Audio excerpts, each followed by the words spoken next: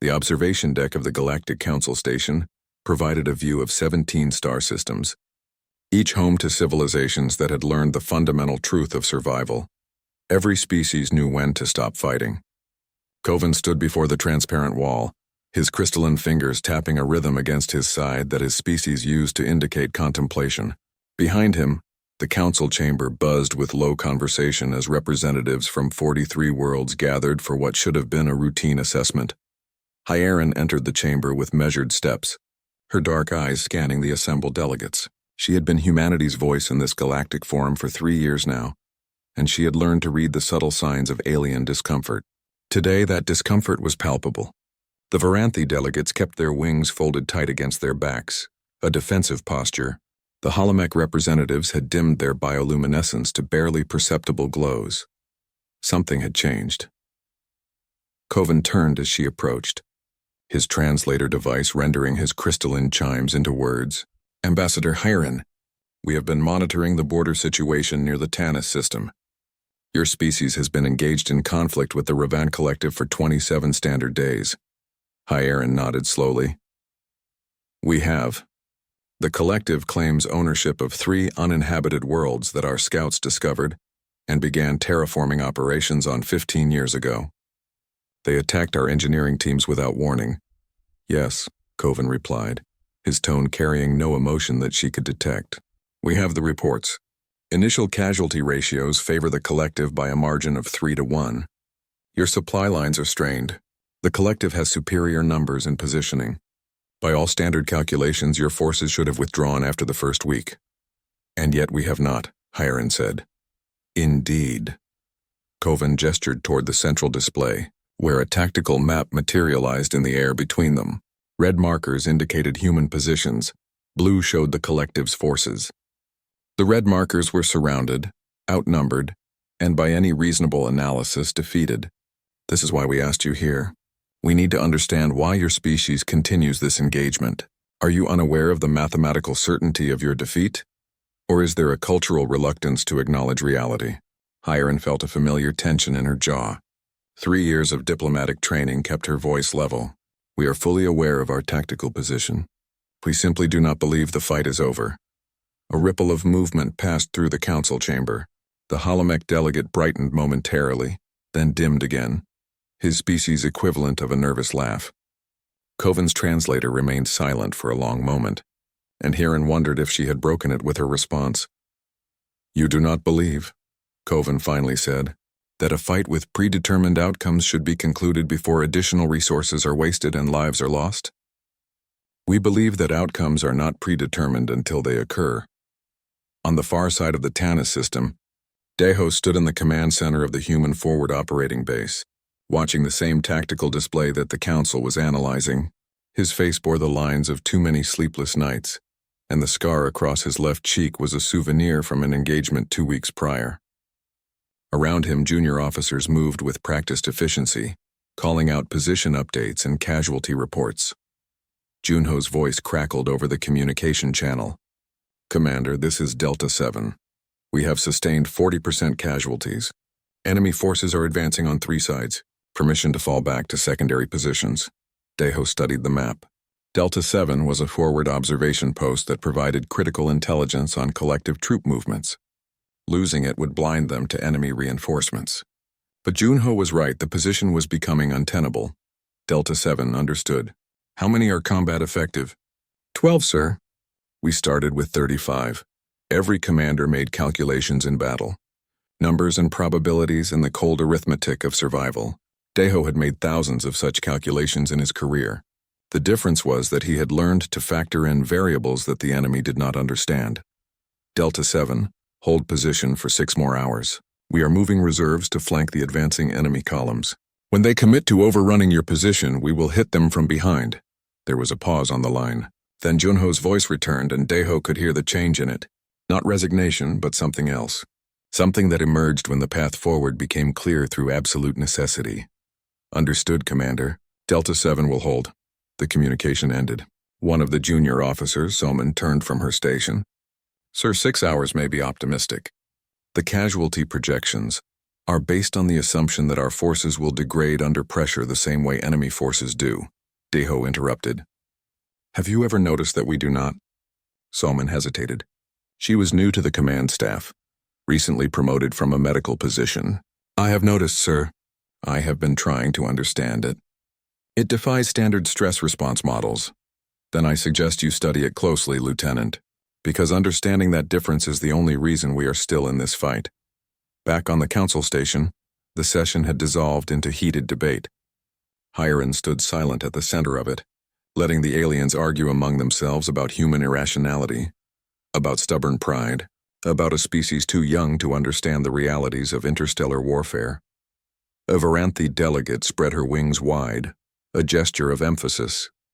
They are either ignorant or suicidal. No species fights past the breaking point. It is an evolutionary truth, written into every form of intelligent life we have encountered. Perhaps, offered a Trevan representative, his multiple eyes blinking in sequence, they simply have not yet reached their breaking point. Kovan's chimes cut through the discussion. All species have breaking points. It is the moment when the neurological cost of continued conflict exceeds the perceived benefit, when stress chemicals overwhelm cognitive function, and survival instinct overrides all other considerations. The humans have suffered losses that should have triggered this response 17 days ago. Yaren waited until the chamber quieted. May I speak? Kovan gestured for her to continue. You are correct that every species has a breaking point, she said. We do not dispute this. What you may not understand is what happens to humans when we reach ours. You surrender, Kovan said. You retreat. You seek preservation of remaining forces. This is universal. No, Hiran replied. We fight harder. The chamber fell silent. Hiran could feel the weight of incomprehension from every being present. She had tried to explain this before in smaller contexts, but now she needed to make them understand. Our breaking point is not an ending. It is a transformation. When a human being is pushed past the limits of what seems survivable, our bodies release a cascade of neurochemical compounds that enhance focus, strength, and pain tolerance. We call it different things: desperation, second wind. But the effect is consistent. We do not break. We change. That is not possible, the Varanthi delegate said. No species can override fundamental survival programming. And yet we do. Hiran pulled up data on her personal display and transmitted it to the central system. These are neurochemical analyses from human soldiers in combat. Note the levels of adrenaline, norepinephrine, and endorphins during extended engagement. They do not degrade. They escalate. The data hung in the air, undeniable and inexplicable. Kovan studied it, with the methodical attention his species was known for. Finally he spoke. If this is accurate, then humans become more dangerous as they sustain losses. Yes. That is a tactical paradox. It inverts all standard combat doctrine. Yes. Kovan turned to face the council. I recommend we continue monitoring the Tana situation with significant interest. If the humans do not break in the conventional sense, then we are witnessing something unprecedented. Either they will teach us a new understanding of resilience, or they will demonstrate the fatal flaw in their own psychology. The session adjourned, but Hiran remained in the observation deck watching the stars. Somewhere out there, Junho and his 12 remaining soldiers were preparing to hold an impossible position for 6 impossible hours. Somewhere out there, Deho was calculating odds that no computer would accept and finding ways to make them work. And somewhere, the Raven Collective was about to learn what the Galactic Council was just beginning to suspect: that pushing humans to their breaking point was not the end of the fight. It was the beginning. Mina had not slept in 36 hours, but sleep felt like an indulgence she could not afford. The laboratory aboard the research vessel Horizon hummed with the quiet efficiency of automated systems, their displays casting blue light across her tired features. Before her, 3-dimensional models of neural pathways rotated slowly, each one a map of how the human brain responded to catastrophic stress. The door chimed and Tewin entered, his admiral's uniform pristine despite the ongoing conflict. He was a large man, his presence filling the small laboratory with an authority that came from 3 decades of military command. Dr. Mina, he said, his voice carrying the rough edges of too many battlefield communications. Your report reached my desk this morning. I need you to explain it in terms that a simple soldier can understand. Mina gestured to the nearest display. What do you know about the amygdala, Admiral? It processes fear. Among other things, yes. In most species, when stress levels exceed manageable thresholds, the amygdala essentially hijacks the brain. It triggers what we call the freeze-flight-fight response, with freeze and flight being the most common outcomes. Continued engagement becomes neurologically impossible because the brain is flooded with chemicals that impair higher reasoning, but not in humans, not in the same way. Mina pulled up a comparative chart showing neural scans from 6 different species under combat stress. Look at these. The Varanthi, the Trevan, the Ravan, they all show the same pattern.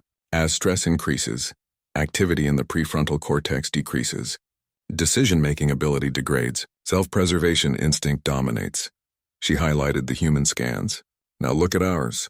Yes, the amygdala activates. Yes, we get the flood of stress hormones. But something else happens. The prefrontal cortex does not shut down. Instead, it enters what I call hyper-focus mode. We retain higher reasoning even as our bodies prepare for desperate action. Taewon leaned closer to the display. Is that why my soldiers can execute complex tactical maneuvers even after 18 hours of continuous combat? Exactly. But it goes deeper than that. Mina brought up another set of data. We also produce unusual levels of endorphins and enkephalins under extreme stress. Natural painkillers and mood elevators. While other species are being overwhelmed by the horror of their situation, humans experience what some have described as euphoria. I know that feeling, Taewon said quietly. The moment when everything becomes clear, when the fear burns away and all that remains is purpose. That is precisely what I am describing. From an evolutionary standpoint, it makes sense. Humans evolved as persistence hunters. We did not have claws or natural armor. What we had was the ability to keep going long after our prey collapsed from exhaustion. We turned stamina into a weapon. That same mechanism expresses itself in combat. Taewon straightened. Can you present this to the Galactic Council?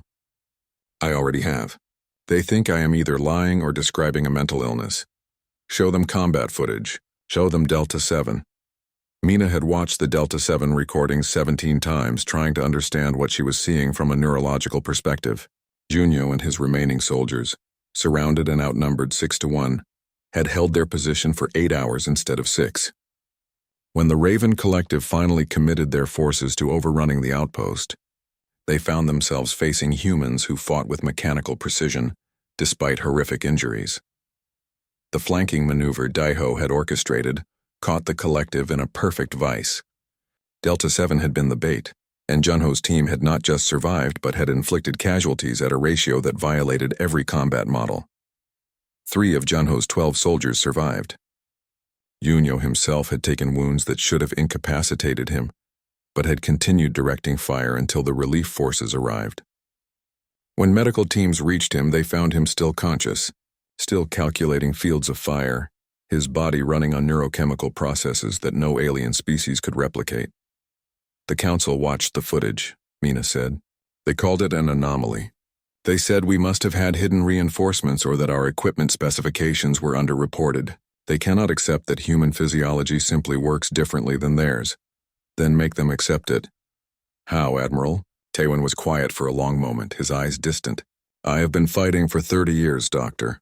I have seen soldiers from a dozen human cultures from every continent on Earth. I have seen them scared, exhausted, wounded, and broken, and I have seen what happens when we push them past the point where they should collapse. He turned to face her directly. We do not teach this in our academies. We do not put it in our manuals, but every human commander knows it instinctively. When your forces have nothing left to lose, when retreat is impossible and defeat is certain, that is when they become most dangerous. Not in spite of the odds, but because of them. You are describing a berserker state, Mina said. Most psychologists consider it pathological. Most psychologists have not commanded soldiers in battle. The enemy sees 12 humans and calculates 12 targets. They do not understand that those 12 humans push to their absolute limit, fighting for each other and for the belief that surrender is worse than death, are worth 50 soldiers from any other species. Mina pulled up her neural scans again. The data supports you. Human combat effectiveness actually increases under certain types of extreme stress. It peaks right at the moment when we should break. Can you prove this to the Council in a way they cannot dismiss? I can try. But Admiral, there is something else you need to understand. Mina brought up a different set of data, mortality statistics, and psychological assessments. This trait has a cost. Soldiers who repeatedly push themselves into this hyper-focused state develop lasting neurological changes, higher rates of traumatic stress conditions, difficulty returning to normal emotional baselines. We are essentially weaponizing our own stress response, and that weapon cuts both ways. Taewon nodded slowly. I know, I have seen it. I carry it. He touched the side of his head briefly. There are nights when I cannot shut off the tactical thinking, when every civilian situation becomes a combat scenario, when my brain will not stop calculating threats and solutions. Exactly. We need to be careful about turning this into doctrine. The Galactic Council is not entirely wrong to be concerned. A species that fights harder when losing is a species that might never stop fighting. The communication panel chimed. Taewon activated it, and Daeho's image appeared, his face drawn and tired. Admiral, we have a situation. The Raven Collective has begun systematically targeting our civilian colonies. They are attempting to force a surrender by making the cost of continued resistance unacceptable. Taewon's expression hardened. Casualty numbers? 3,000 dead in the last 12 hours. 7 colonies hit. They are moving methodically through our outer settlements. Mina watched the Admiral's face as he processed the information. She saw the moment when his expression shifted, when something cold and purposeful settled behind his eyes. She had seen that look before, in the combat footage, in her own mirror during difficult moments. It was the look of a human reaching their breaking point and transforming it into something sharp and useful. Daeho, adjust our defensive posture. Pull back all forward military assets to protect civilian populations. Let the collective think they have won the tactical advantage. Meanwhile, begin long-range reconnaissance on their core worlds. If they want to teach us about targeting civilians, we will be excellent students. Sir, that is a significant escalation. They escalated when they decided humans would fold under pressure. We are going to teach them what happens when we do not fold. We are going to teach them what happens when they push us all the way to our breaking point and discover that the break looks very different than they expected. Daeho's image flickered slightly. Understood, Admiral. I will coordinate with the fleet commanders. The communication ended. Taewon turned back to Mina. Doctor, I need your presentation ready for the council within 2 days. They need to understand what the collective is about to learn. When you corner a human, when you take away everything they have to lose, you do not get surrender. You get something much more dangerous. What is that, Admiral? Clarity of purpose. Absolute commitment. The kind of focus that only comes when every alternative has been stripped away, and all that remains is the mission. He moved toward the door, then paused. In my experience, Doctor, humans are at their absolute best when the situation is at its absolute worst. Make sure the Council understands that before they make assumptions about how this conflict will end. After he left, Mina returned to her neural scans. She pulled up recordings from Junho's team during those final hours at Delta 7. The brain activity was extraordinary. Hyperactive prefrontal cortex maintaining rational thought, elevated endorphins managing pain, suppressed fear responses allowing for clear decision-making. It was beautiful and terrible in equal measure. She began composing her presentation, knowing that the Galactic Council would struggle to accept what she was showing them. They had built their understanding of warfare on the principle that every species could be broken, that there was always a point where continued resistance became impossible. They had never encountered humans before. The Galactic Council chamber had never been this tense. Kovan stood at the center of the amphitheater-style room, his crystalline form refracting the ambient light into patterns that his species used to communicate distress. Around him, representatives from 72 worlds watched displays showing combat footage from 8 different human engagements over the past 60 days. Every battle told the same impossible story. Velrus, the military commander representing the collective's interests, gestured at the tactical breakdowns with one of his 4 arms. His species, the Tarvan, were known for their strategic thinking and had advised the collective on the human campaign. He had been confident 6 months ago. Now his skin showed patterns of deep concern. These results violate fundamental principles of warfare, Velrus said, his translator rendering his clicks and whistles into words.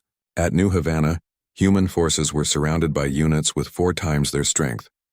Standard doctrine says they should have surrendered within hours. Instead, they fought for 3 days and inflicted casualties at a 2-to-1 ratio before relief arrived.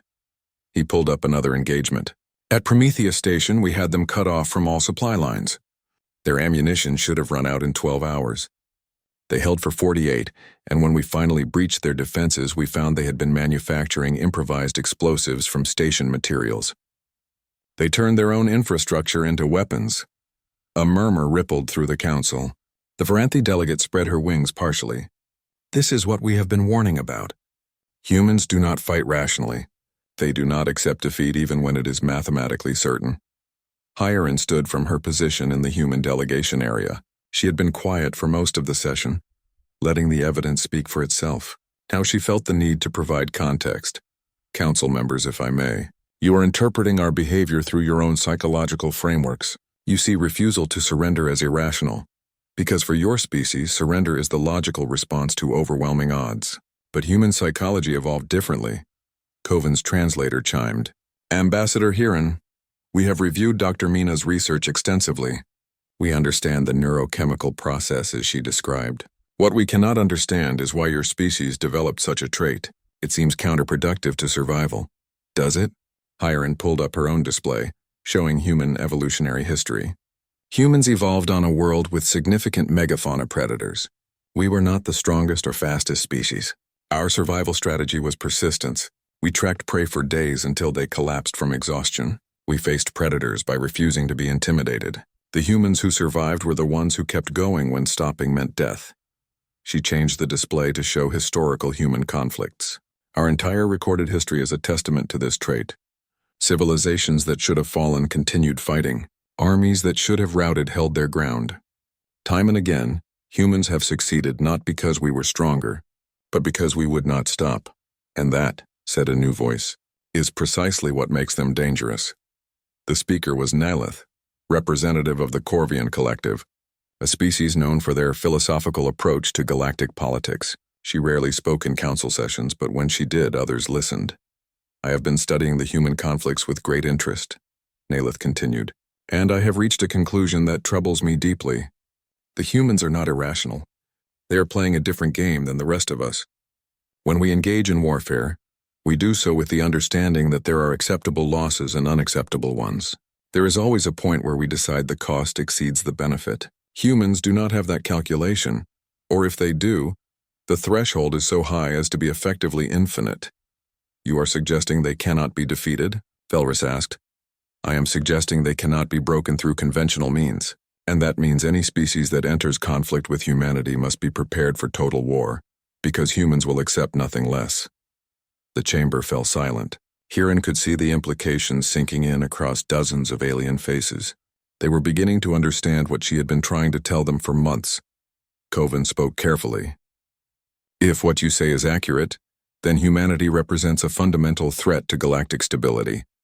A species that will not negotiate from a position of weakness, that will not accept defeat even when faced with annihilation, is a species that forces all conflicts to their ultimate conclusion. Or, Hiran said quietly, we are a species that will be the most loyal allies you could ever have, because the same trait that makes us fight to the death for our own people means we will fight to the death for our friends. The question is not whether we are dangerous. Every species with military capability is dangerous. The question is whether you will work with us or against us. In his private office aboard the fleet command ship, Taiwan was having a very different conversation. Across from him sat Mina and Deho, reviewing the same intelligence reports that the council was analyzing. The collective is pulling back across multiple fronts, Deho said, highlighting sectors on the tactical map. They are not surrendering, but they are consolidating their forces and avoiding direct engagement. I think we have achieved something like strategic deterrence. At what cost? Mina asked.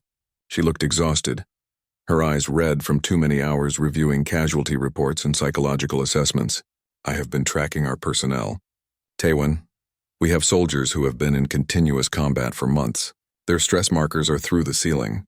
The neurochemical advantage I documented has a price, and we are paying it. Taiwan nodded slowly. I have read your reports. Post-traumatic conditions, difficulty reintegrating with civilian life, elevated suicide rates among veterans.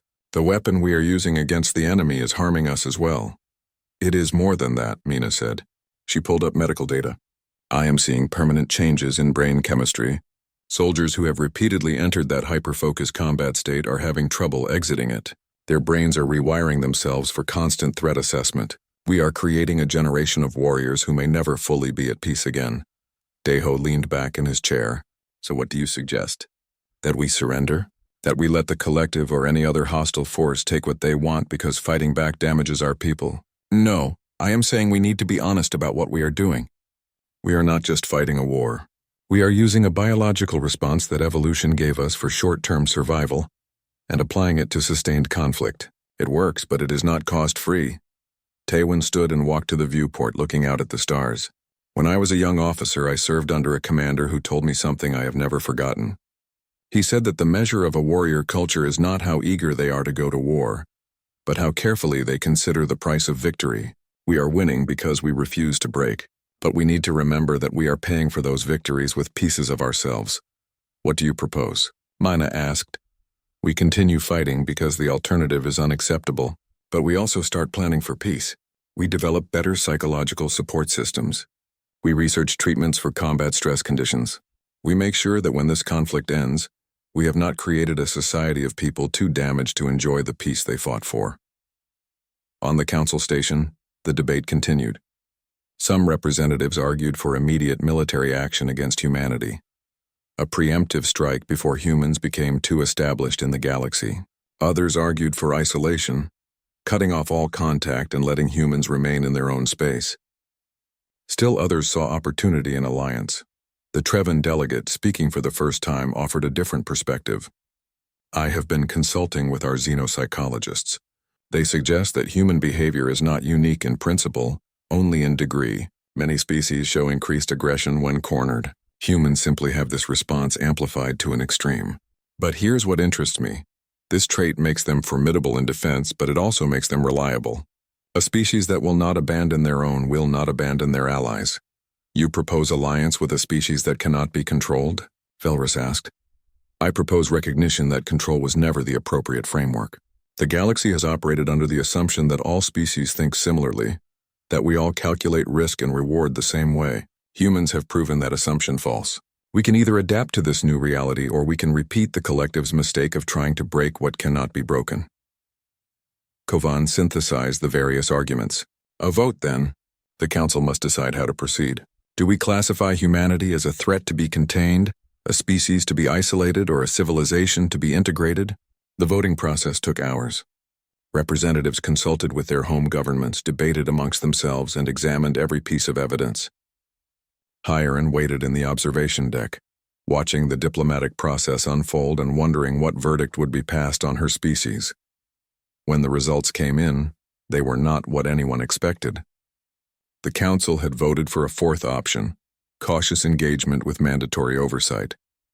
Humanity would be granted provisional membership in the Galactic Council, but with restrictions on military expansion and requirements for regular psychological assessments of military personnel.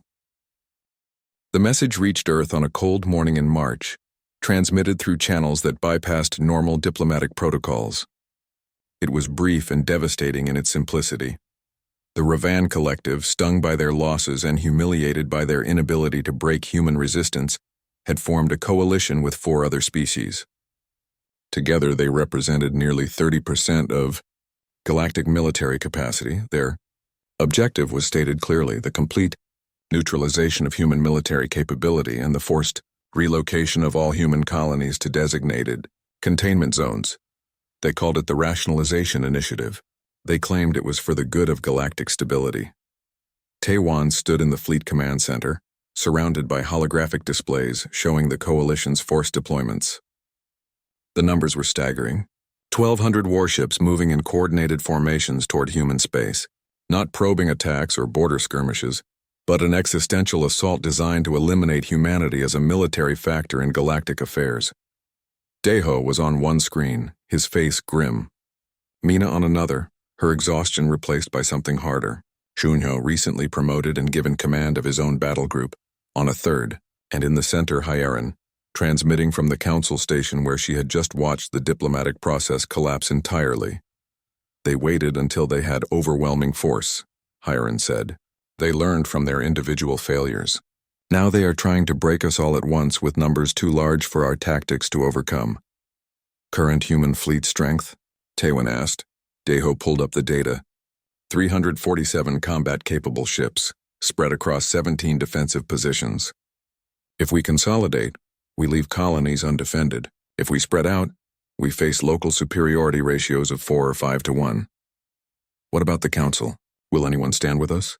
Hiren shook her head. Kovan tried. The Trevin delegation argued for intervention, but the majority voted for neutrality. They are too afraid of the coalition and too uncertain about us. We are alone in this, Mina spoke up. Taewon, I need to say something. The soldiers we have been pushing for the past year, they are at their limits.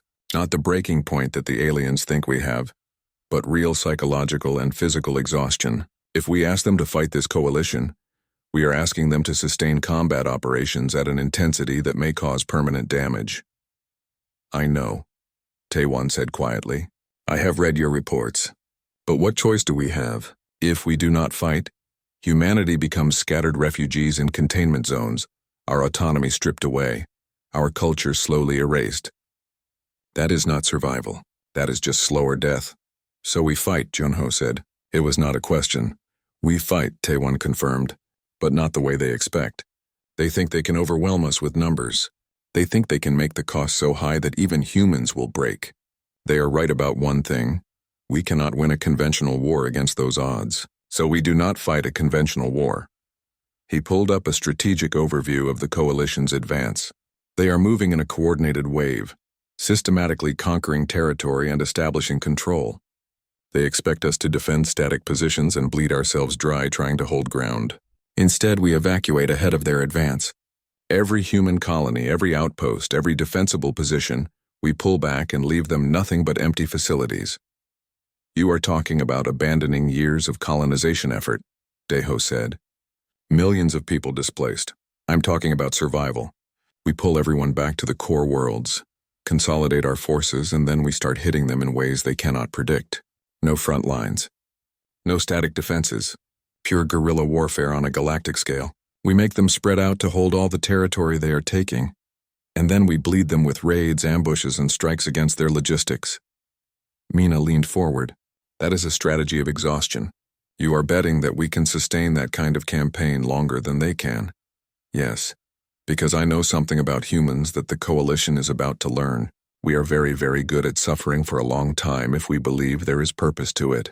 The coalition species, they fight when the calculations make sense. We fight when fighting is all we have left. The evacuation of human space was the largest coordinated movement of civilians in human history. 17 colonies, dozens of outposts, mining operations, research stations, all abandoned in a matter of weeks.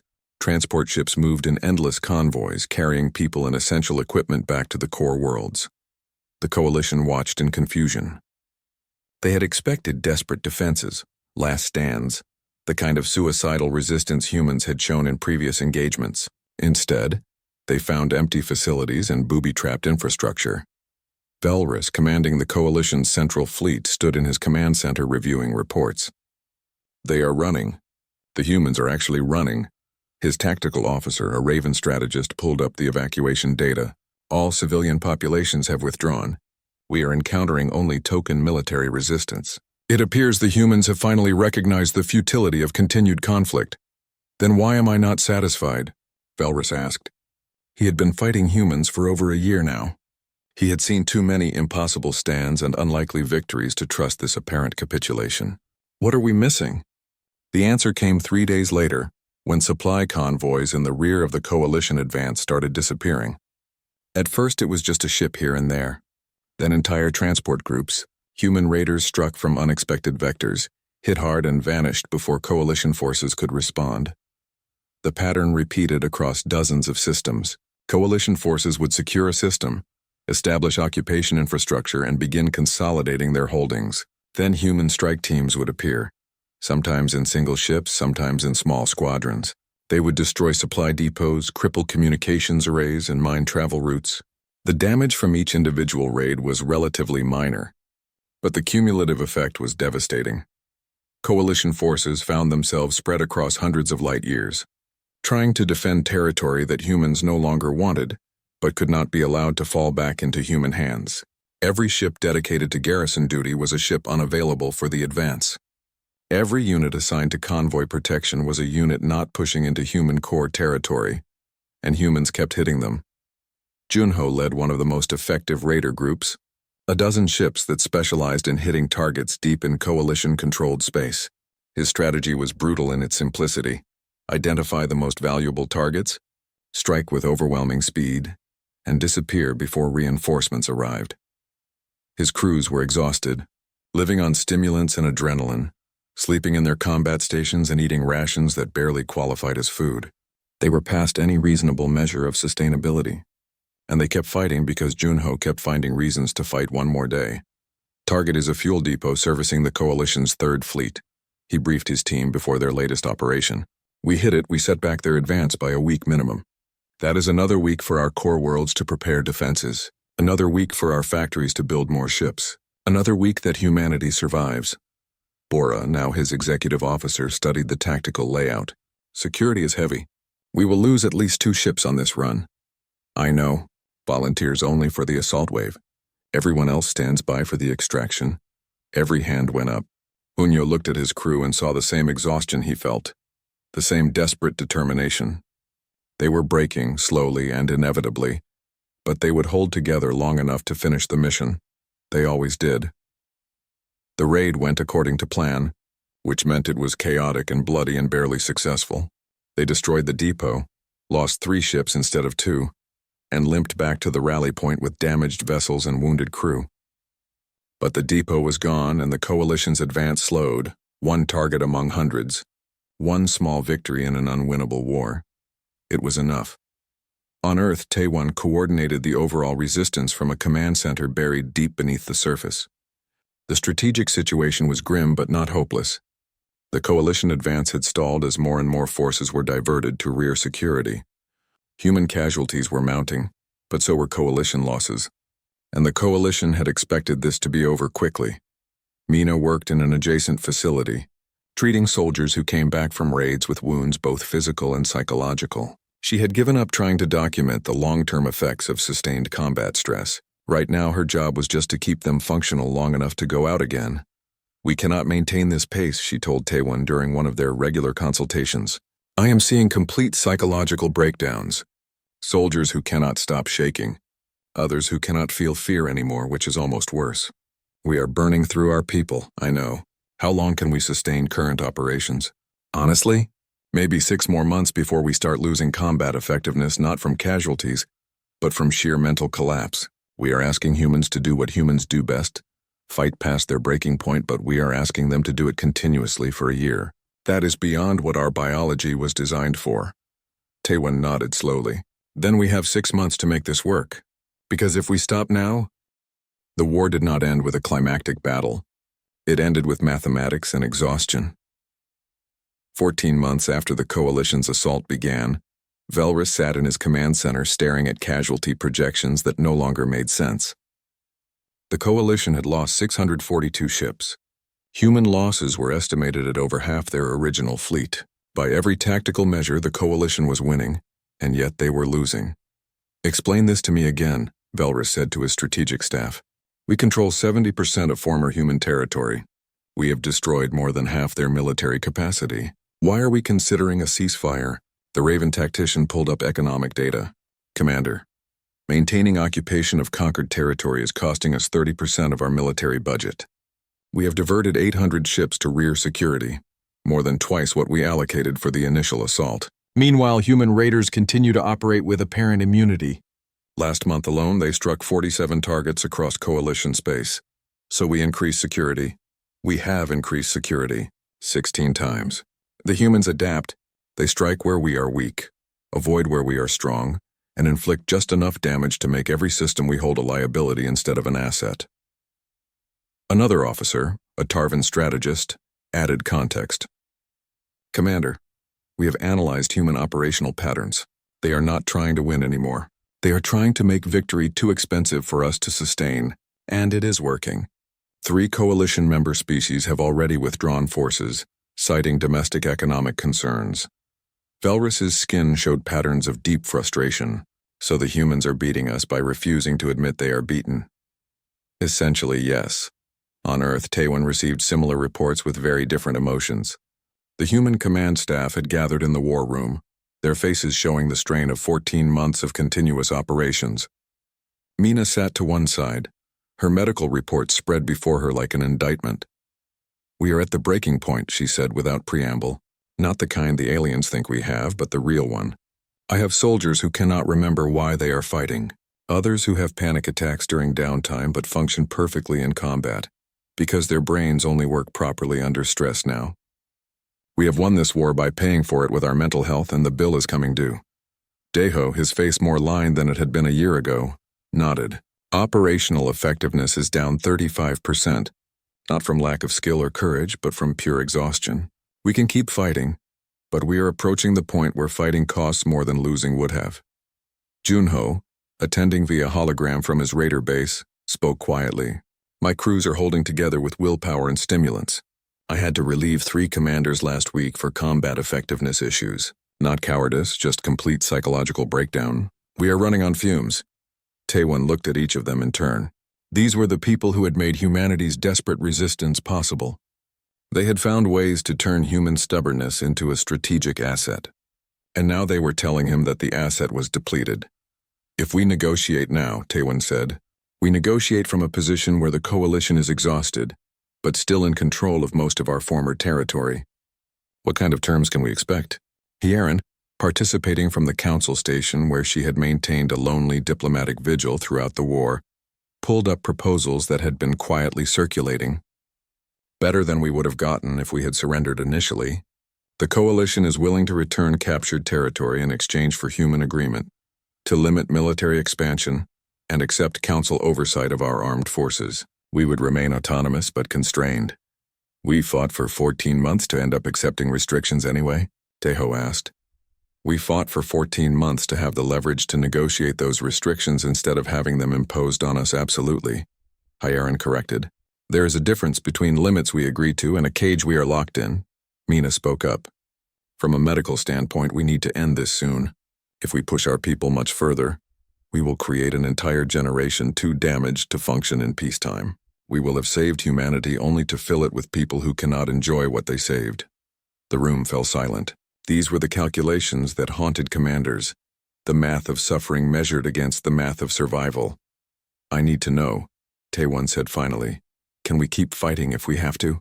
Everyone looked at everyone else. Finally, Junho answered, "Yes, we can keep fighting. We always can. That is what makes us human." But Mina is right.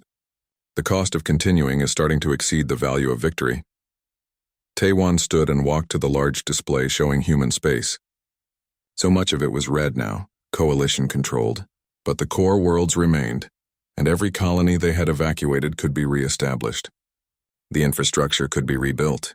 The question was whether the people could be. "Contact the coalition," he said. "Tell them we are willing to discuss terms." The negotiations took 3 months and were conducted under the watchful eyes of the Galactic Council. Kavan served as mediator, his crystalline form refracting light as he worked to bridge the gap between species that understood breaking points very differently. The final agreement was complex, but its essence was straightforward. The coalition would withdraw from all captured human territory.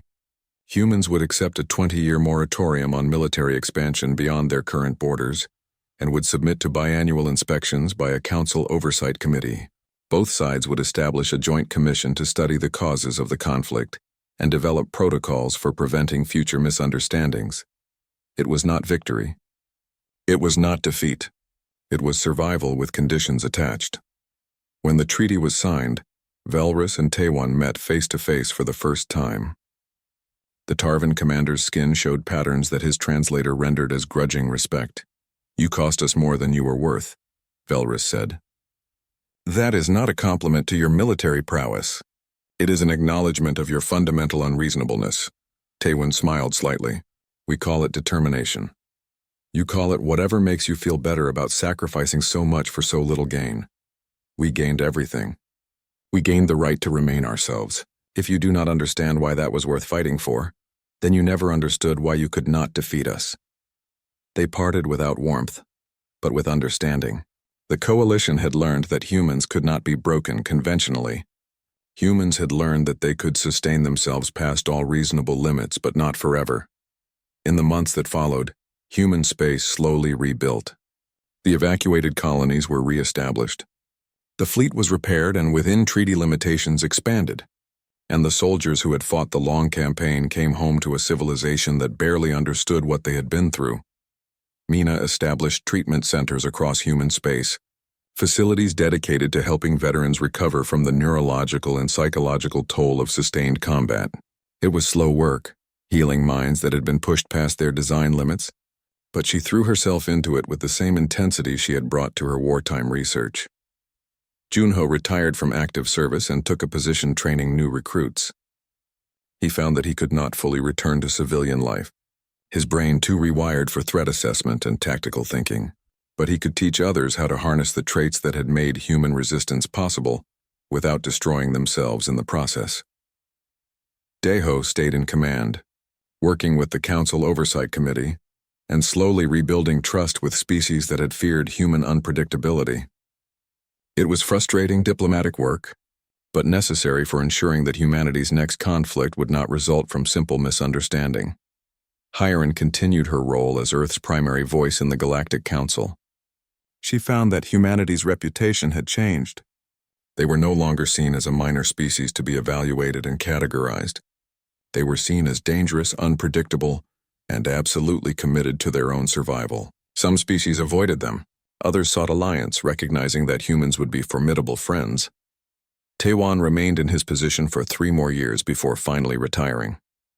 On his last day in command, he stood in the observation deck of the fleet headquarters, looking out at the stars the same way Kovan had years earlier. Soman found him there. She had been promoted repeatedly during and after the war, and now held a senior position in fleet operations.